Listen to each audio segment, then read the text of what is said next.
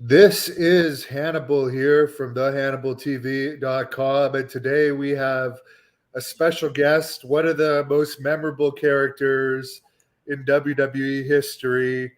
He's also had a match for WCW. He's a legend over in Europe, and he's appeared for ECW. None other than Mantar. How are you today, sir? I'm doing great, man. Thanks for having me on. Oh, it's nice to see you. And I didn't know that you were actually an amateur wrestler when you were young. Could you start by telling us a bit about your childhood and some of your sporting accomplishments? Absolutely.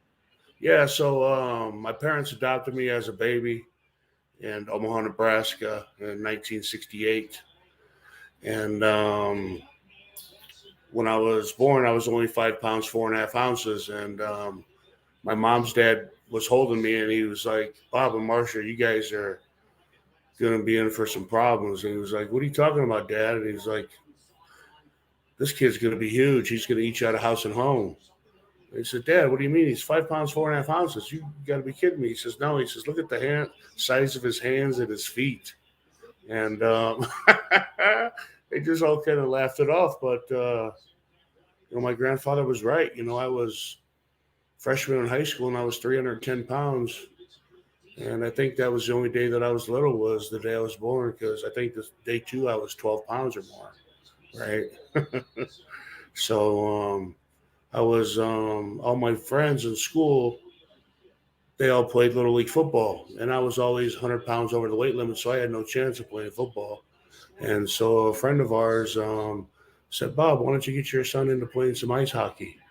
And I was like, "Okay." I was five. I tried it, fell down, boom, hit the ice, fell down, got up, fell down, got up, fell down, and then one time I stood up and I just took off like a rocket ship and.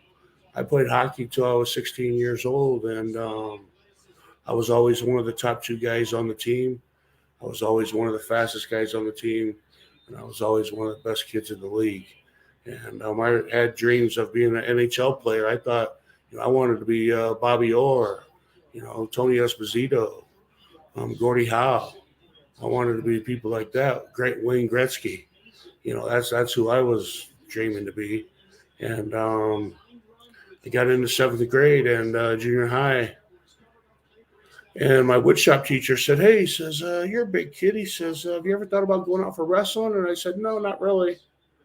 And he was like, "Well," he said, "would you like to come out?" I says, "Well, I'd have to ask my parents." And he said, "Okay." So I asked my dad. He said, "Yeah, you can try out." So I stayed after school the next day. And the minute I grabbed somebody and threw him across the room, man, I was all in because that was the greatest feeling ever.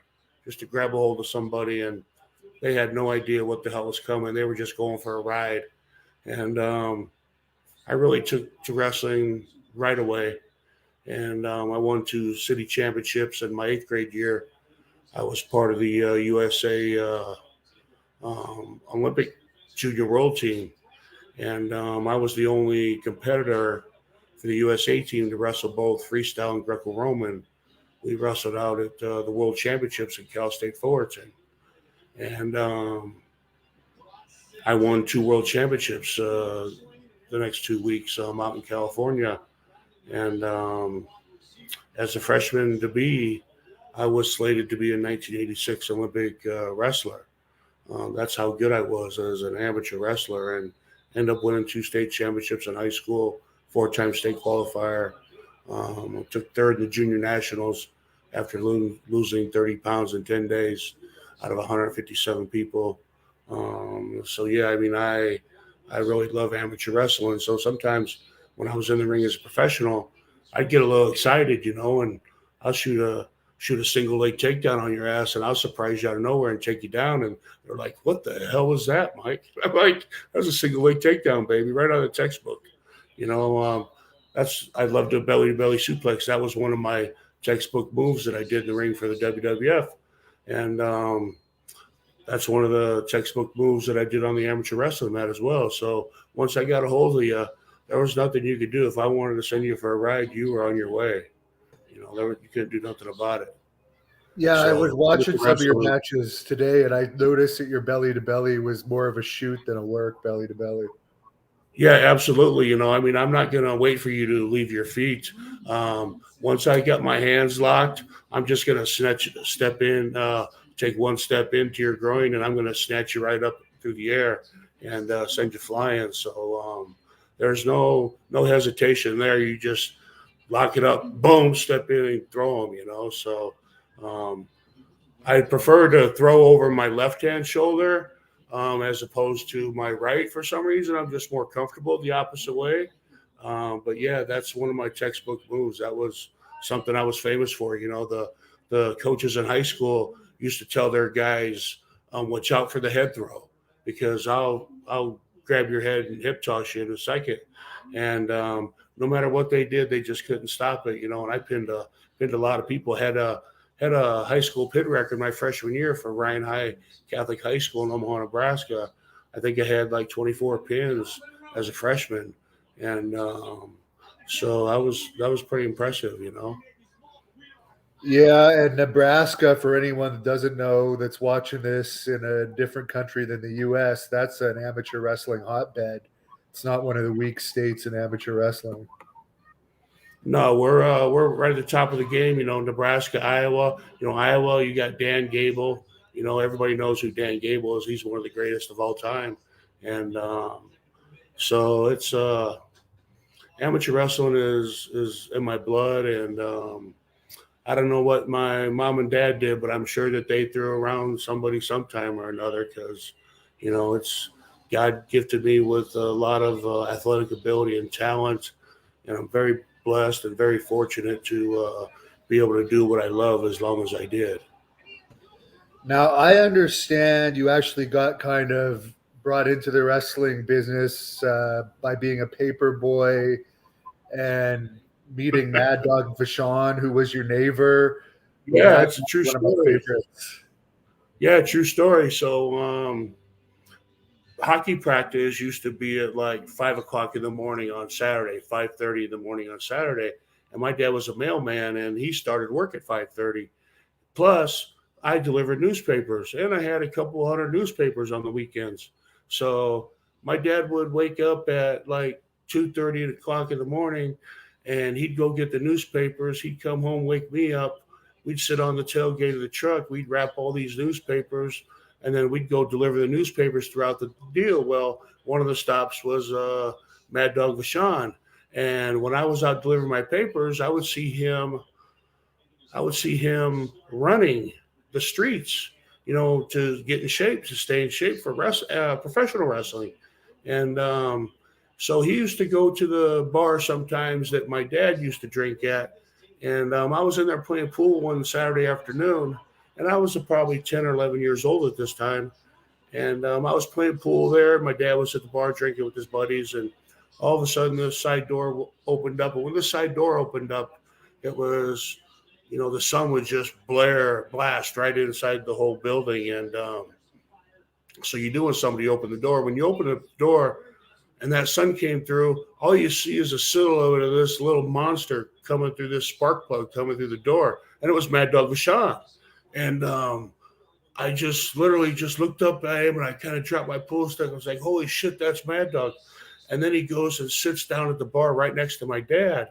And so now I would go up to my dad. So they're sitting there drinking, talking, having a good time. And so I'm, tugging on my dad's pants. And I'm like, Dad, Dad.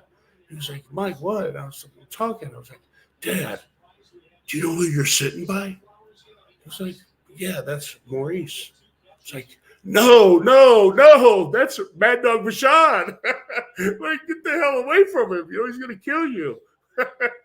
And so at that time, my dad said, Maurice, I'd like to introduce you to my son. And I started to take off, and my dad grabbed me by the collar and pulled me back and said, this is my son, Michael. And I introduced myself to him, and I was scared shitless. I used to watch this guy, bite, scratch, claw people, in the ring every Sunday morning, in front of the TV on my underwear, watching him just beat the shit out of people every day.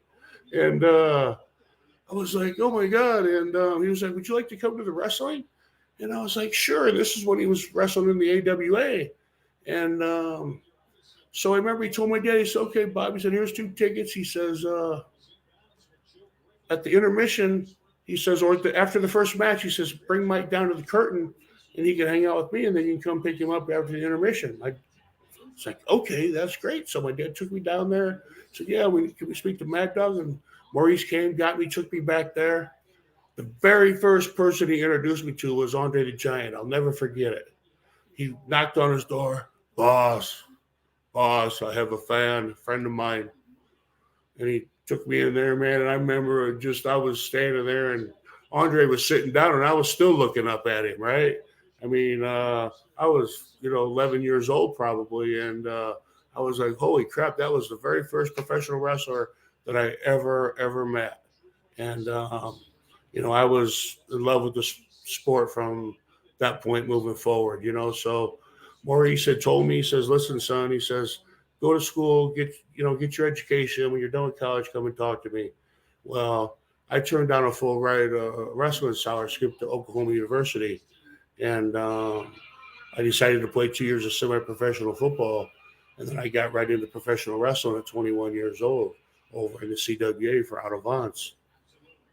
So PN News actually got me that gig. Okay, so how did you actually get trained for wrestling after football? So after football, Mad Dog called Eddie Sharkey up in Minneapolis. And everybody knows who Eddie Sharkey is. He's a, famous trainer. He's trained Rick Rude, the Road Warriors, Wayne the Train Bloom.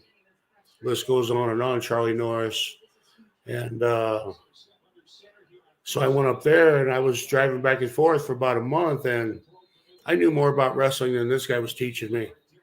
And so I called Maurice up. I said, Maurice, I says, this is a good place to go. And I know this guy's trained a lot of people. I says, but he's not really hands-on. And I know more than what he's teaching me. And I said, I need to go somewhere and learn. And he says, okay. He says, come on home. And he says, I'll find you another place to go. Well, then he called the great Boris Malenko out of Tampa, Florida, Larry Malenko, Dean and Jody Malenko's father. Everybody knows who Dean Malenko is, man of 1,000 holds. And called him up and said, hey, I got this, great athlete up here, and I'd like to set him down in so he can learn the job. And he said, okay. So I went down there, and I had a guy that backed me in Omaha and gave me like $25,000, paid for my training camp, paid for my living expenses. All I had to do was go down there and learn how to be a professional wrestler. And I spent 10 and a half, 11 months down in Tampa underneath Larry and Jody and Dean's guidance, and met a lot of guys down there. I met Carl Gotch down there. The 1-2-3 Kid was a mainstay down there. Ken Shamrock was in and out of the door down there. There are a lot of people. Dean Malenko, his brother Jody. So it was a great time. Great time.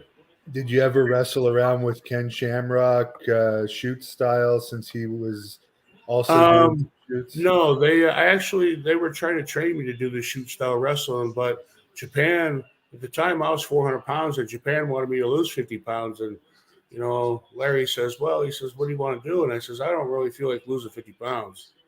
I says, I'll just stick with what I'm doing. And so I never did go for the shoot style, but there's definitely an art to shoot fighting, and you put some of these holds on people, and either they're going to tap out or you're going to break something.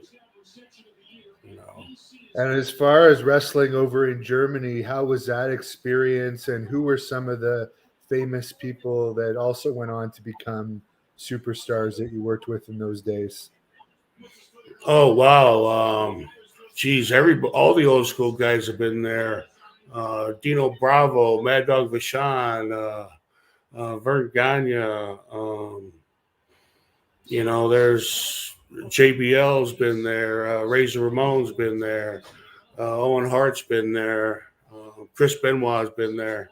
The names just keep going on and on and on that have been over to. Everybody's been to Europe, wrestle for Otto Vance over there, and it was really a great time. So at the time, it was probably 19, '92 maybe. And PN News was hot on WCW television. And I had just came out of wrestling training camp in Florida, and he was hot on TV. And I had aunts and uncles calling up my mom and dad, said, "Hey, is that Mike on TV? Is that Mike on TV?" Because at the time, PN News and myself looked a lot alike. I mean, a lot alike. You could hardly tell us apart, actually.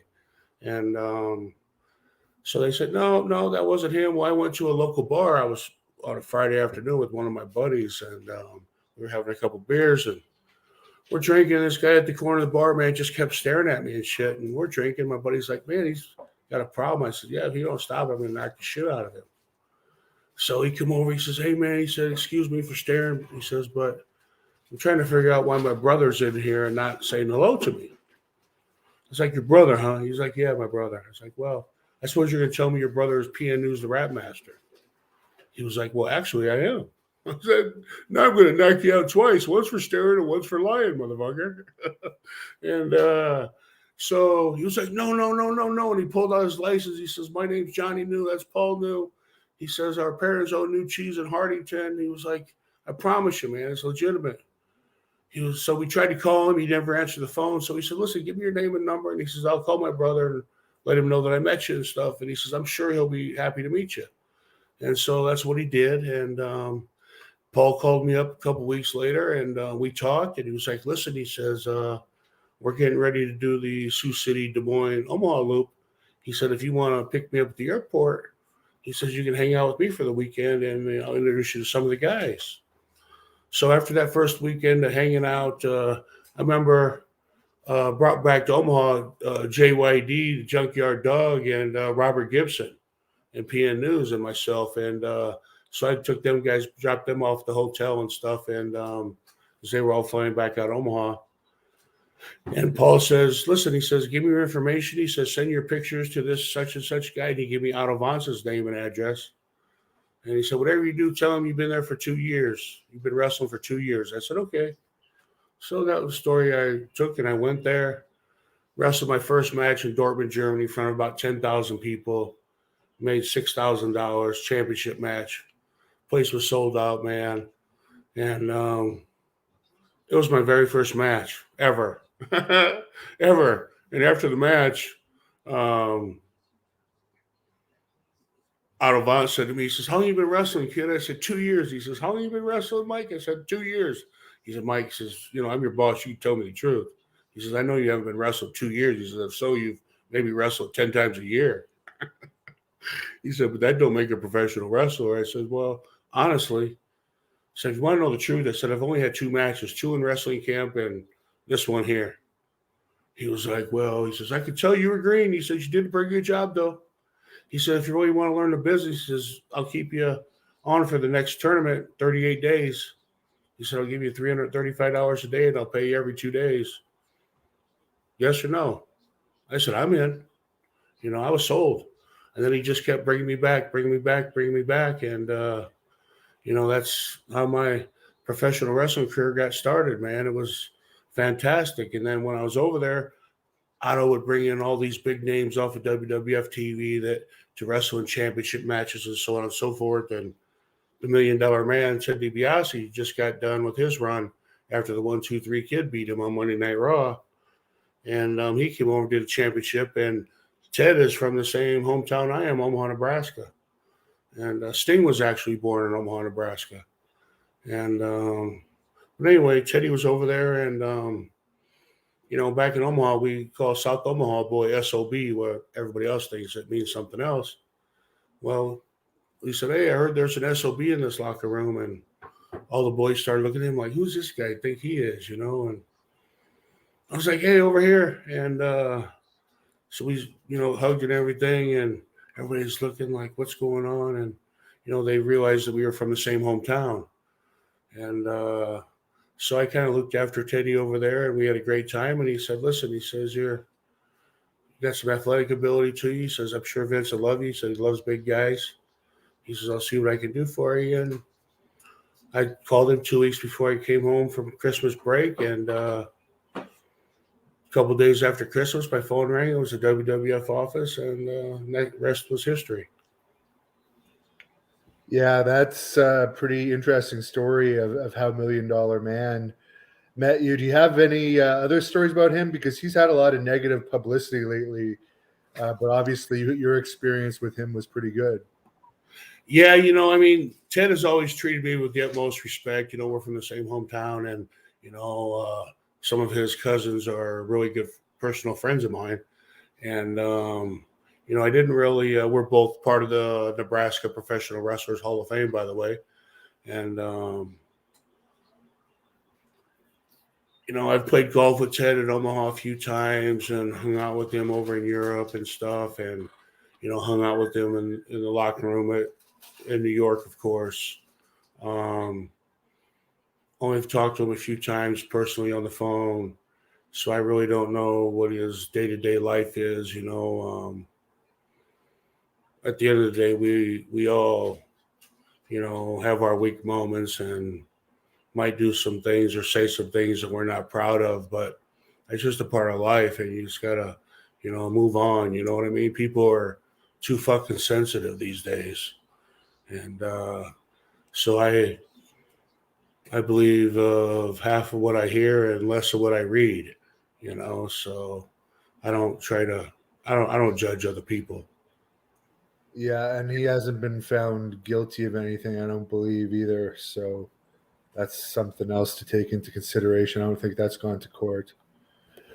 But I understand for your first couple of matches, they were dark matches against Nikolai Volkov, where you actually went over and you were Yeah, just actually I remember that. Yeah, that was a long time ago. I probably would have forgot that if you didn't just remind me. But yeah, that he yeah. was one of my dark matches. Totally forgot about that.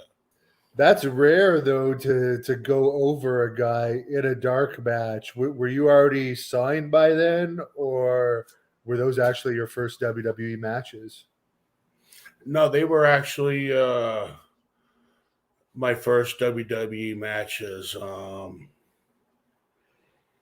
I I had went up and talked to Vince right away. They said we're going to fly up to New York. We'll have somebody pick you up. And I went up and met Vince, and they gave me a contract, and I gave it to my attorney, and we signed it. And then they flew me in, and that's when they did my first dark match. So they had already had tapes of me from CWA over in Europe, and because that's where I was wrestling at all the time. And so they had all the footage that they needed to see from those tapes. So I was pretty lucky in that aspect. I know a lot of guys had a tryout, and had to pass the tryout and so on and so forth. But yeah, that's how that worked out. I guess I was pretty lucky.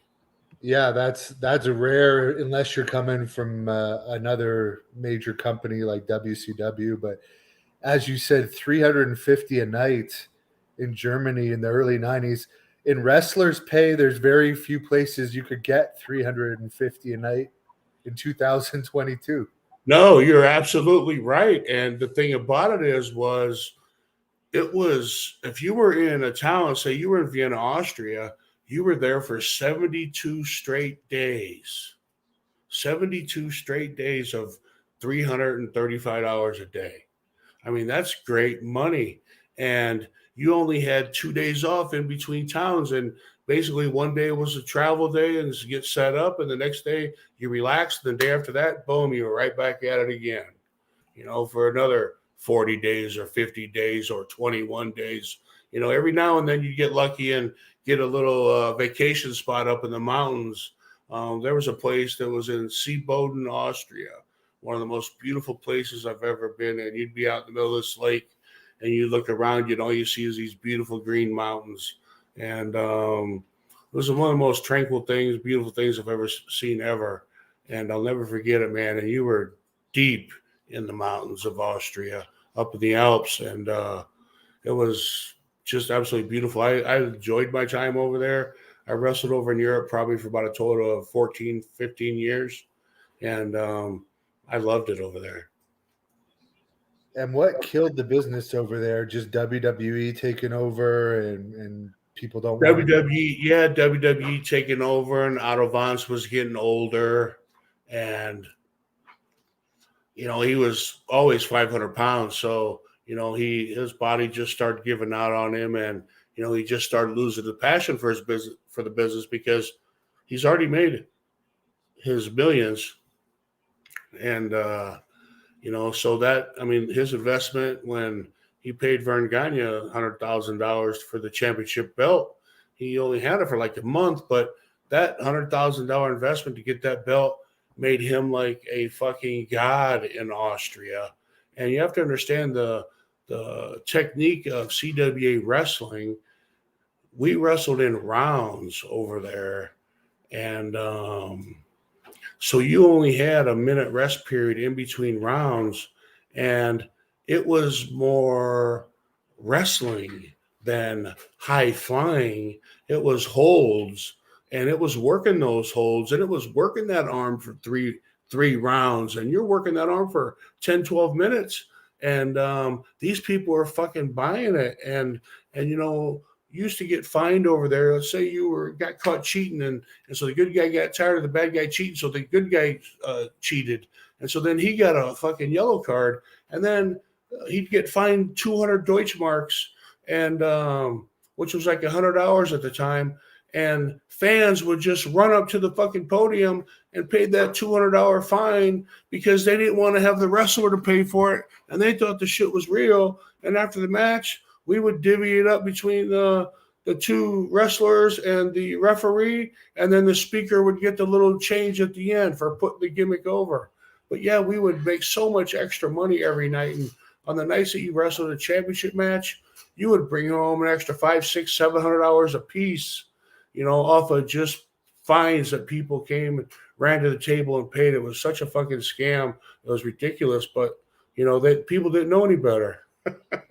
Yeah, that's amazing. They thought the shit was a shoot, and because you basically did UFC style wrestling, but in a WWE atmosphere. I mean, you wrestled in a 8,000 person wrestling circus tent, and you're there every single night for 72 days. You're wrestling in front of the same people every fucking night, and out of them 72 days, the only bad days that you're going to have is Tuesdays, maybe Wednesdays, because the rest of the nights, it's fucking jam-packed for the whole 2.5 months you're there. Unbelievable. I've never seen another territory do that ever.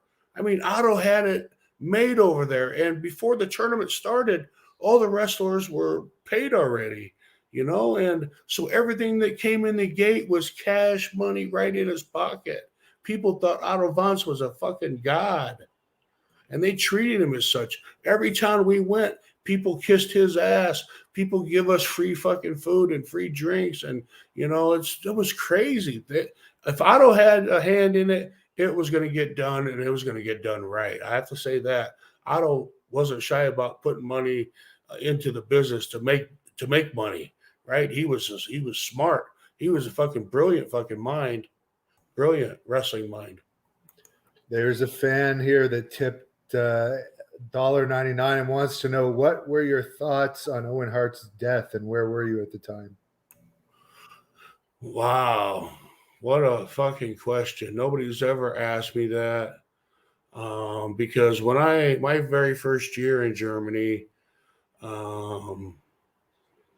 English guy by the name of Tony Sinclair, another gentleman, Dave Fit Finley, was there, was a huge heel in Germany.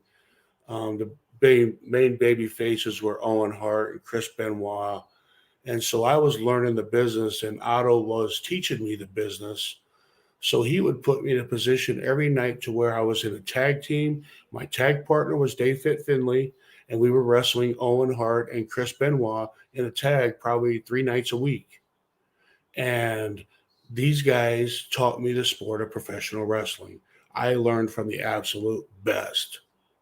I don't care who did what in their personal life. That's not what I'm talking about. I'm talking about the sport of professional wrestling. And in the sport of professional wrestling, it doesn't get any better than Owen Hart, Chris Benoit, and Dave Fit Finley. That's all I got to tell you. Those are three of the best professional wrestlers ever. And so I had the privilege of working with these guys on a nightly basis, and I would wrestle single matches with Chris Benoit, single matches against Owen Hart. And these guys taught me how to wrestle, how to translate amateur wrestling into professional wrestling, look like a fucking killer, look like a monster, and just, wrestle according to your size. Um, I couldn't ask for, anything better. I mean, I'm, like I said, I'm blessed. I'm grateful. Had a great career. I think it could have been done differently in the States. My personality and my character would have came out a lot more. But hey, shit happens, and I'm not complaining. I'm living my best life, living in Florida, and I've done everything exciting that I ever wanted to do. So if I died today, I'd die one happy motherfucker. That's all I can say. So after you were signed, you had your dark matches against Volkov as Bruiser Mastino. Then at what point did they decide you're going to be Mantar? Did they bring you in as Bruiser Mastino and then change their mind, or what was the deal there? No, they really didn't have. That was the thing. They really didn't have an idea for me, and so they took a bunch of pictures of me, and they came to me with these couple drawings of these characters, and the best one of the lot was Mantaur character. And if I would have developed my character, I would have just translated Bruiser Mastino right over to WWF, because I was sporting a suit, I was sporting a fedora, carried a violin case, and I ripped all that shit off with the amateur wrestling singlet, and I was 380 fucking pounds of all man, and I was a killer, and that would have been the gimmick that I would have done for myself, and I'm flattered. A lot of people might not realize this, but Glenn Jacobs, who did the Kane gimmick, at one time, my Bruiser Mastino character was so popular that he decided that he wanted to call himself Bruiser Mastino. So before he was Kane and Isaac Yankem, he called himself Bruiser Mastino for a short stint. So I take that as a compliment. That is true, because I tried to look you up as that. I did find a few of your ECW matches, but most of the stuff that came up was Kane, who actually I think wrestled in WCW under that name a few times. Yeah, he did actually. Yep. So I got to ask, do you recall what some of the other gimmick options were? Not to my recollection. No, not really. I just know that, I showed up at Monday Night Raw one time in early lunchtime, and they came to me and they said, Mike, look at these drawings. They said, this is what we want to go with here. And so it involved shaving, because at the time they had that fucking bullhead on me. And Vince spent like $100,000 on that fucking bullhead, flew me to Chicago like 4 or 5 times, flew me to New York City 4 or 5 times, and having all these people make this fucking thing. And it was supposed to be like a big Van Vader headgear. And it was supposed to shoot out flames and shit and smoke, and the eyes were supposed to be fucking red. But after they made the bullhead, it was just not menacing. So it would have looked ridiculous to see all that stuff coming out of there. And I remember one time I was at lunch, and Shawn Michaels walked by. He says, "Hey, Vince." He says, "Is this the guy that wears that Bessie the cow headgear?" Oh, sorry, Mantaur. You know what? I'm like, hey, man, fuck you, man. I didn't choose that fucking thing. And we just kind of both laughed at it, right? And I think after that, when Vince seen that and seen me laughing at the gimmick too, he got rid of the fucking bullhead, and he came up with me cutting the horns into my head and the face paint, which for me was a lot better than wearing that stupid fucking headgear because it was heavy and it was hard to get in the ring in anyway. Just a fucking pain in the ass. And plus, it really did look like Bessie the cow. Yeah, and did you have to carry that through customs and stuff at an airplane? No, they transported it for me. But the thing is, they had me wear a singlet with a set of horns and some eyes, and these fucking things were cut out and sewn onto my singlet, and it looked like something like your kids would put together with Mr. Play-Doh, and they'd be putting together Mr. fucking Potato Head and putting eyebrows on the guy and the mouth and lips, and that's how it fucking looked. And I was like, I gotta wrestle in this shit. This is fucking stupid, comical, but you do what you're paid to do, right? And you try to make chicken salad out of chicken shit the best you can, They should have had you walk around New York and Chicago in that bull head or cow head and done vignettes of that. Yeah, I mean, should have done something. You know what I mean? Fucking put me in some bullfights or something. I would have fought a bull.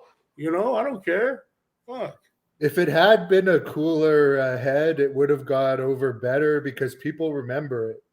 Even though listen, there's no doubt in my mind, when I meet these people sometimes and they're like, Manteur, you are one of my favorite wrestlers. And I'm like, I just think to myself, are you fucking serious? That fucking character was stupid. But they remember it. For whatever reason, they remember it. And Mad Dog Vachon used to say, Mike, it doesn't matter what you do in the ring as long as they remember you. He said, you wonder why I jump around the ring on a fucking, like I'm on a pogo stick and I bite people and I claw people and I scratch people? Because they remember that shit. And so, I just sported the best out of that fucking bullhead that I could, man. And, 30 fucking years later, people still remember that shit. And I actually saw you once live when I was a kid in Kingston, Ontario, against Duke the Dumpster Drosy back in the lean days of WWE, where I don't even think there was 1,000 people at the show. But when and that was Canadian money too. So you guys, that made it even worse. But when I interviewed Duke, he was saying that he saw you once take an unheard of amount of pain pills on a dare or something. Do you remember that? Oh no, it wasn't on a fucking dare, man. So we were. It wasn't fucking by my choosing. Trust me, bro. Okay, so we were on a California tour. We were out there for fucking seemed like a month, and the whole tour, I had to wrestle the British Bulldog every fucking night, which was a walk in the park, by the way, was some of the easiest money that I've ever been paid in my entire life. Because Davey Boy was the greatest and the lightest fucking guy that I've ever worked with ever in my entire life, and next to Brett. And so we're out there and we're all dying to go home for just a day and a half, right? We're just begging to go home. Everybody's beat up. And so everybody flies from. So the night before, I'm hanging out with the Men on a Mission. And we're in the Waffle House in downtown LA, right next to the Holiday Inn, right next to the LAX airport. And so we're in the Waffle House and we're eating. And, we've been out, we've had a few drinks, and smoked a couple joints and, I took a couple Valiums or something like that. And we weren't feeling no pain. And it was probably 2:30, 3 o'clock in the morning. And in comes the 1, 2, 3 kid and Razor Ramon. And these fuckers are obliterated out of their mind. So they sit down and they ordered a bunch of food. I mean, Razor ordered a shit ton of food. And they had been taking somas all night, which are clisoprodals, which they don't really fucking hit you until you eat something. So they come in all somaed up and shit and drunk as a skunk. Order all this food. So Razor gets his oatmeal and he takes 3 fucking spoons of oatmeal and eats it. And next thing you know, he bends over and he goes to put an oatmeal in his mouth again. Oh, face first, right in this fucking bowl of oatmeal. And so me and men on a mission look at each other like, whoa, fuck, we're not going to save him. And we all three looked at the 1, 2, 3 kid and like, we're not going to fucking save him. If you don't save him, he's going to fucking die in his oatmeal. And so Sean Waltman grabs fucking Razor by his hair and pulls him up. And all you can see is fucking oatmeal everywhere, up his nostrils, in his eyes, in his ears. And he goes, "Ah!" And he fucking sucked all this oatmeal that was stuck in his mouth down his fucking throat. And it almost had to give him a Heimlich, right? But he almost died in his fucking oatmeal. So fast forward 4 hours. We're all at the airport. So everybody has to fly through Denver to get home. So we flew into Denver. There is a fucking huge snowstorm. Shut the whole fucking airport down. So we're all at the bar. We're drinking. Now everybody's on their way home. So everybody's fucking drinking. Everybody's, taking pills. And, I probably took 4 or 5 Valiums and maybe a pain pill or two. And I was drinking Heineken. And we're sitting in the middle of the airport, and, just laughing, fucking carrying on, having a good old time. I get up to take a piss. And, I'm kind of used to Owen fucking ribbing me and shit, because he's really the only one that could get away with it, right? And because Owen always did it in good faith. And so I left my beer. I got to take a piss. And I left my fucking Heineken on the table. And the 1, 2, 3 kids there, I think. Shawn Michaels was there. Adam Baum was there. I forget. There 2 or 3 other people were there. And I come back. I drink my fucking beer. And I ordered another one and another one. And so now, all of a sudden, I'm like, man, I'm fucked up. So I hear over the intercom that they're boarding my plane. It's like, I got to go, guys. So my buddy Adam Baum, he says, Horn, he says, call me when you get home, brother. He says, I'm worried about you. I says, all right, man. All right, I'll give you a call as soon as I get home. So I'm walking now towards the fucking gate. And it just seems like fucking slow motion. I looked up down the way to see what was coming towards me. And here come Vince McMahon and Pat Patterson and Jerry Briscoe. And it was like in slow motion. It like took them fucking forever to get to me. And I'm like, man, I wonder if they know that I'm fucked up, man. Swerving and shit, And so they get up close and Vince says, hey, Mike, how you doing? I said, good, boss. And he's like, enjoy your time off. See you in a couple of days. He says, yeah, you too. Take care, guys.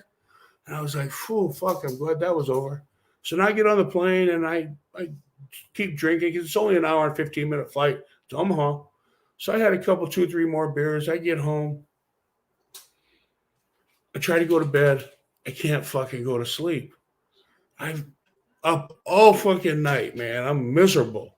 Can't fall asleep. And like so much hit me at one time that it had the opposite effect on me. And it should have killed me. I'm not kidding you. It should have fucking killed me. I might have had 15, 20 fucking pills in my fucking beer. Adam Baum told me that they were just fucking putting them in fucking one after the other. And he was like, I was legitimately worried about you. He told me this story later. He was like, I was legitimately worried about you, Horn. He said, I thought you were going to fucking die. He says, you're a fucking elephant, man. He says, we'll have to fucking harpoon your ass to put you down. He says, you had no fucking idea. And I really didn't. I had no idea. But yeah, man. So that was like one of my stories. And, shit, it's one thing taking what you're taking, but it's another thing when guys are putting 2 pills and 3 pills at a time in your fucking beer and you have no idea. Yeah, I remember Duke saying you had to be superhuman to survive the amount of pills you had that day. But you also had an incident with Scott Hall, didn't you, where he slapped you in a match or Yeah, something? fucking prick. You know, Scott Hall might have been a great worker and everything in this business, but a lot of people didn't see the Scott Hall that we seen every fucking night. He was a fucking jackass, fucking drunk motherfucker on drugs, all pilled up, slurring his words, can't stand up, and I had to wrestle him. I forget where we were at, but he had just come right out of fucking drug rehab, and he had dropped his belt to Double J before he went into drug rehab and came out. And I was his first match when he came out, and I was still undefeated at the time. And this was actually my first loss on record, was to Razor Ramon in a count out. So he was beat me up. The finish was he was on top of me. Boom, boom, boom. Turned his back to me. The roadie come down, starts shining the fucking belt. Distracted fucking Razor. Roadie had his attention. Razor turned his back on me. I get behind him, do the fucking Mantaur fucking shuffle, charge him. Boom. He sidesteps, throws me over the top. I hit the roadie. Boom. Down for the count. I don't make it back up. That was my first loss.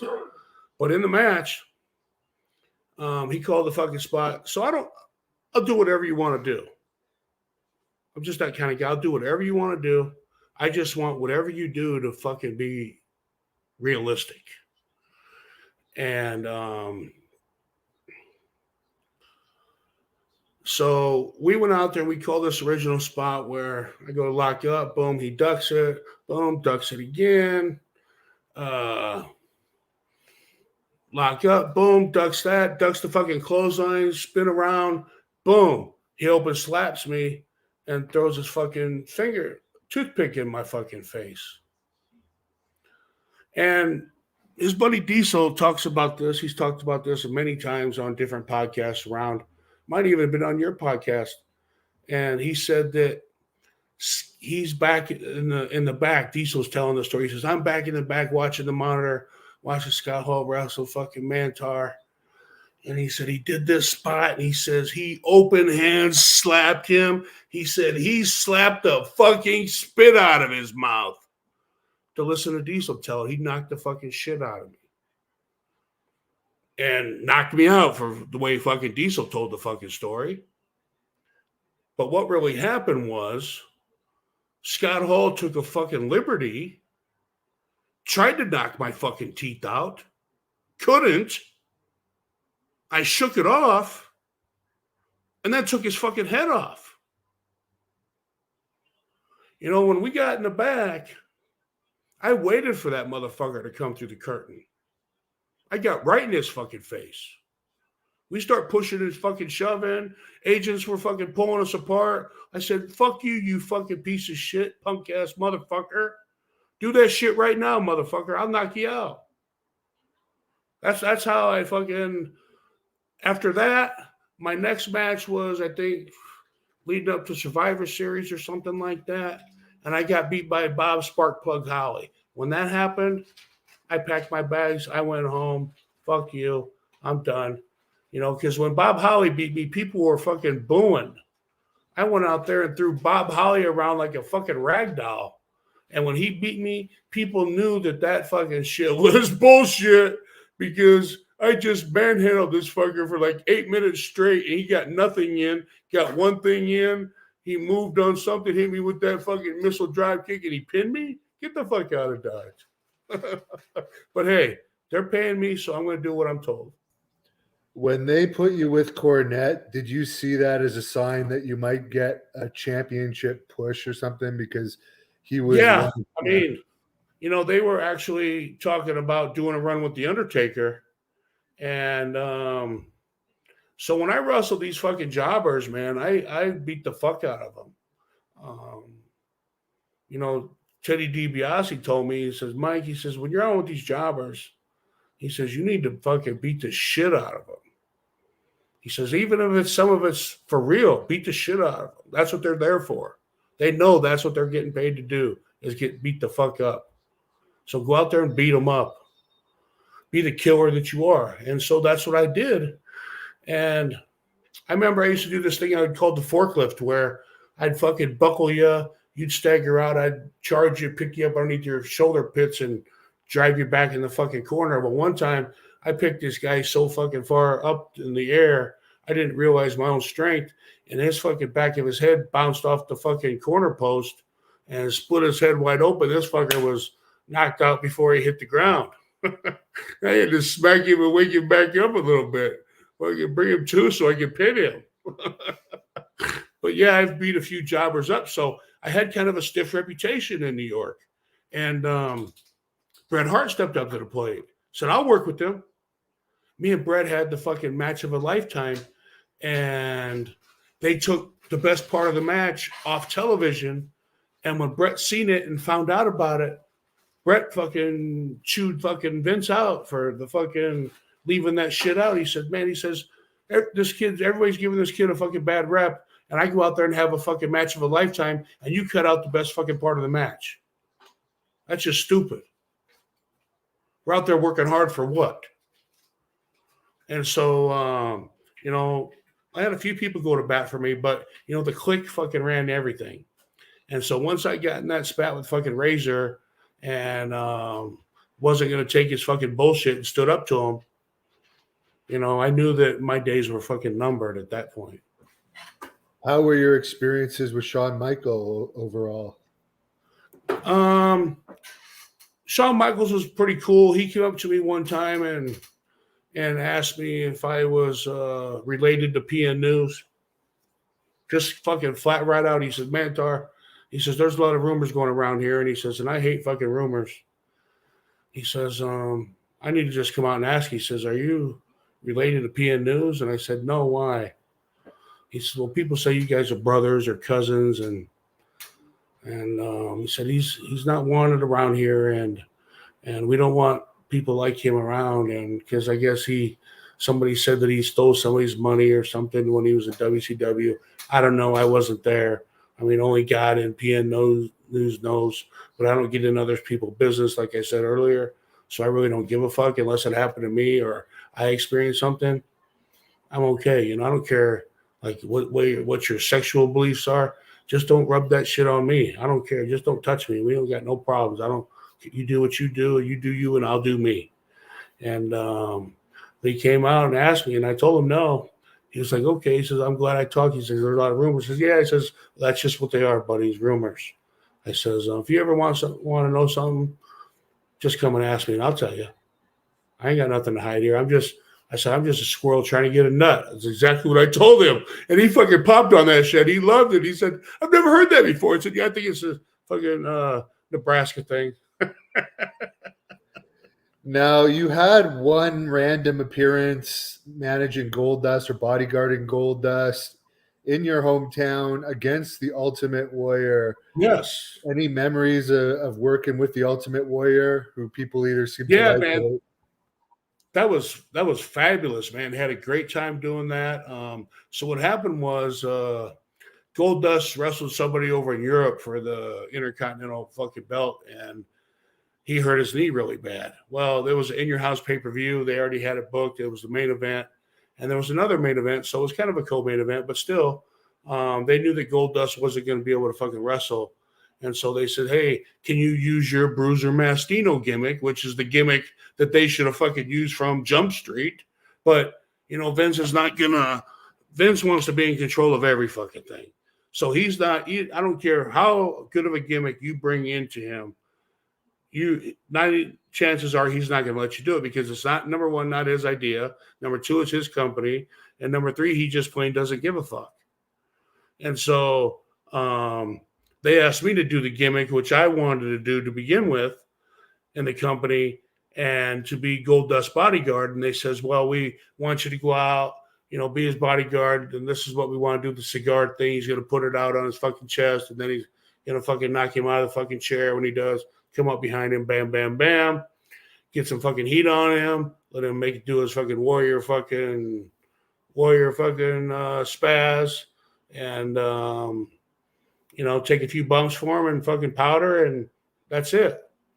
So he says, but we got to run it by him first because number one, we need to know if he's going to show up. Because at that time, the Warrior was known for not really showing up all the time. And so once he showed up, they ran it by him. And, you know, the Warrior had to come in and fucking talk to me first. He was like, yeah, I'll do it. And so then it went on and, you know, it was fucking great, man. I mean, I loved it. Goldust was fucking a trip to fucking work with, especially when he was doing that gimmick, right? He was fucking funny motherfucker.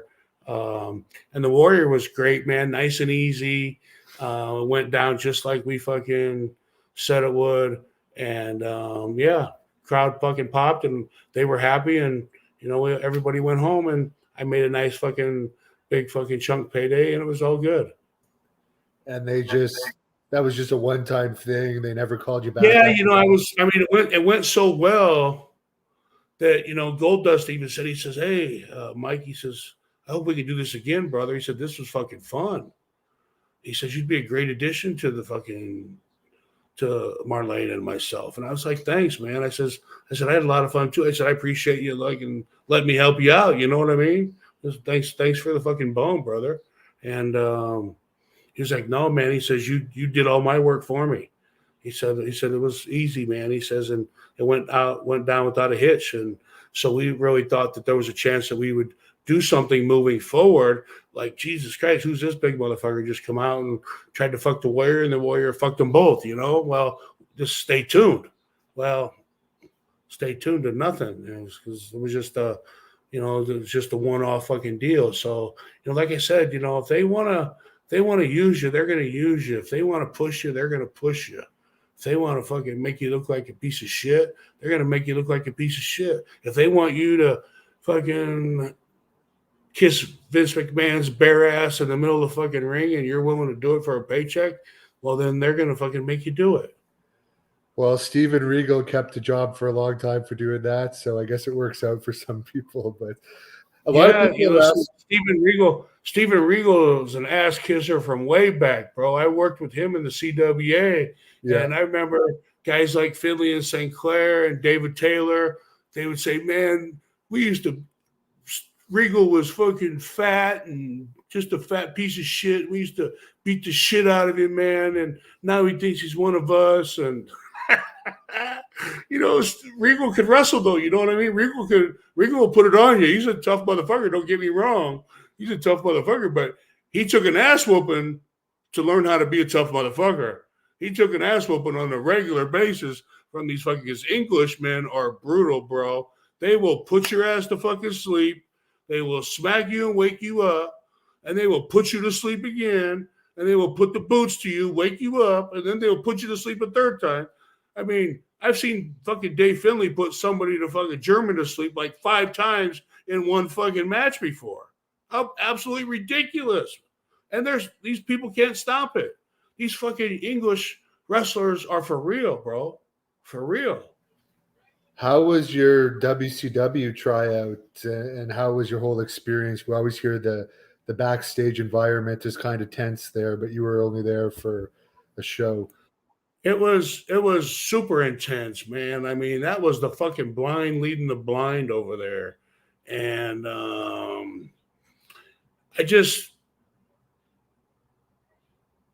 they acted like that you were the next best thing. And then they just fucking didn't do nothing about it. I mean, my fucking tryout match was one of my best matches ever. And I didn't get the job. So, you know, I don't know, maybe you just weren't what they were looking for. Or maybe they thought that I was related to this guy or kissed this guy's fucking wife. I don't fucking know. But was Scott Hall there at that point? What's that? Was Scott Hall in WCW at that point? No, he wasn't. No, he wasn't. So that was early 2000s when that happened. So, no. And last question before we wrap it up here. A lot of people want to know about your tank gimmick with the Truth Commission. Why was that so short-lived? I heard Bret Hart hooked you up with that. That's a fucking good question. I would really love to know that because I worked my ass off putting that fucking gimmick together. So I was working for Otto Vons in the CWA after I did the Mantaur character about a year later. And I'm working and I come out of the fucking ring. Mastino telephone call. And I'm like, fuck. I look at the clock and I'm thinking, man, it's American time. It's early there. What the hell's going on? And so I'm freaking out. Boss, who is it? Otto says, Bret Hart, hurry up. I was like, Bret Hart? What the fuck does he want? So I said, hello? He was like, Mike. I said, yeah, Bret. How you doing, Bret? Hey, what's going on? Like, we were old pals, right? He's like, listen, man. He says, I got this idea. He says, I came up with it. I met this guy in South Africa who does the Kellogg's commercials in English. And he'd be a really good commandant, be a really good mouthpiece. But he doesn't know fuck all about wrestling or the psychology. And he says, and I got these other two guys, and one ended up being fucking Kurgan, and the other one was Bull Buchanan. He says, I got these other two guys that are fucking green as grass. He says, and you're a seasoned veteran. He says, I need you to, teach these three people how to do this gimmick. And I was like, well, okay. He says, I'm pushing you for this spot. He said, this spot is made for you. And he says, and I'm pushing this gimmick to Vince. He says, will you do it? Because it hinges on you. I said, yeah, Brett, I'll fucking do it, man. I can use the money. He was like, okay. He says, I'll be in touch. So I got back to the fucking States, and again, I was home for 3 or 4 days. And my phone rings, and it's the office. They brought me up, and Brett was there, and we had it fucking got it worked out, and they wanted me to teach Kurgan and teach Bull Buchanan and teach fucking the Commandant how to work this 6-man tag. And so that's what I did. We went to Memphis. We worked on it for 6-7 months. We were down there a long time. And it was stressful at times. The fucking money was the shits. And but I mean, I was under New York money, which none of the boys knew that. They thought that I was making the standard $800 a week or whatever the fuck we were making. It was nothing. And you had to pay for everything out of your pocket. So, but it's none of people's business what you're making and what they're making. That's not something people talked about. So we got on TV, and out of nowhere, they fucking drug test me. And they know that I'm a pot smoker. And they weren't tested at the time. And it was really funny because they gave me the cup. I tested. And they didn't even check the fucking test. I walk out of the fucking testing room, and Bruce Pritchard's right there. And he wasn't even talking to the tester. He was like, you failed the drug test. We're going to have to let you go. I was like, what? It's like, how the fuck do you know I failed the drug test? You didn't even talk to nobody. He said, I don't need to talk to anybody. He says, you failed the drug test. He says, get your things and go. I says, you know what, Bruce? I said, fuck you, you piece of shit. I said, you lying motherfucker, you're worthless. I said, after all the fucking hard work I did here, I said, fine, I'll take my fucking money and I'll go home. But fuck you. And I went home, and that was it. And they put my buddy, and I felt honored actually when I found out, because they put Luke Poirier in my spot, and he was the champ for Otto Vance. And fuck, I worked with Luke for 10, 11 years. So I loved him. We were fucking great friends. So I was happy to at least see my spot go to one of my fucking buddies, right? Who I lived with and partied with and wrestled with for fucking years, And I mean, wrestling in Europe was the best time in my life. It was like paradise every single night of the week. You lived out in the country. You pulled your camper around. You did what you wanted to do, and you showed up and you entertained the people. You went back and you partied and you drank and you barbecued until 4 or 5 o'clock in the morning. You slept for 3 or 4 hours, got up, went to the gym, came home, cooked on the grill again, took a nap, went to fucking work and did it all over again. Who wouldn't love that life? I mean, you're making $335 a fucking day, tax-free. How can you complain? You can't. So I'm just thankful that God blessed me with all the ability that he has in my life. And he keeps, blessing me every day. I just moved to Florida in May, and my body's starting to feel better. And, living with my dad, my daughter, and we're loving life right now. So, it's all good, man. I can't complain at all. I'm here to breathe and share my story with you and all the Hannibal fans, right? And you even had a character on Young Rock.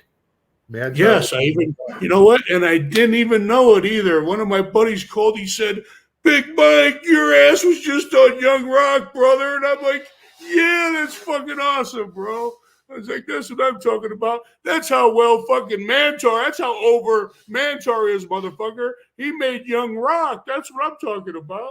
And you know what? Kudos to The Rock. That's one story that we never talked about, is when I was doing the Truth Commission gimmick, when they brought us up to start television 1 month before we hit TV, they brought us up to Connecticut to the office to do the gimmick in front of all the fucking bigwigs if we had to on a daily basis, so they could all look at it and see. So they would tape us. We'd go through the whole ring intro, the whole fucking thing, because it was a process. You just didn't walk down the aisle and fucking get in the ring and wrestle. No, you had to fucking march down the aisle, and you had to march down the aisle in unison and around the ring. And I made up all the shit that we did in the ring, so we had to go through all that. So all that shit had to be in unison and on point every fucking time. So when we got to Connecticut and was, just putting the final touches on the gimmick before we hit television, that's when Rock came on the scene for the first time. So Dwayne's first matches, we were the guys that worked with Dwayne firsthand when he first went to New York, because we were doing our finishing touches to hit television, and they were just bringing him in. So those were his very first wrestling sessions for New York. Oh, that's very interesting. Yeah. Well, we appreciate your time, and we'll definitely be open to having you on again sometime. You have some great stories. I'll let you close this off with whatever you want to say to the fans. Man, I loved entertaining you people. I have a passion for wrestling. I love wrestling. And I would do it all over again just for you fans. Except I would have kicked the shit out of Scott Hall. Thank you for watching the Hannibal TV. Please like this video if you enjoyed it, and click the subscribe button to not miss any of our latest shoot interviews.